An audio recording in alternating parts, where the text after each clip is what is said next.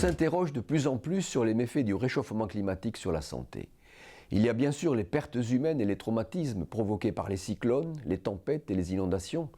Les sécheresses sont déjà responsables d'une hausse de la malnutrition et de la famine. Mais le changement climatique génère une recrudescence des affections respiratoires, de l'asthme et des phénomènes allergiques, car la saison du pollen s'allonge.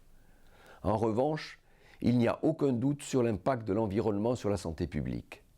Un bon nombre de cancers, de maladies du système nerveux, de malformations congénitales, de problèmes de thyroïde et de fertilité sont à mettre sur le compte de la pollution.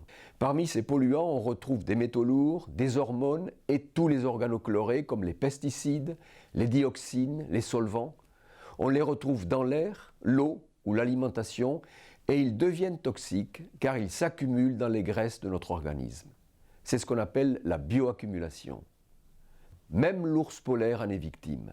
Dans l'Arctique, ces mêmes toxines se fixent sur le plancton, qui constitue le repas du krill, lui-même consommé par la morue, mangé par le phoque, la principale nourriture de l'ours qui, en bout de chaîne alimentaire, concentre ces toxines dans son organisme. Fort heureusement, l'Europe vient de mettre en place une réglementation permettant une meilleure protection contre les substances chimiques potentiellement dangereuses. C'est le projet REACH.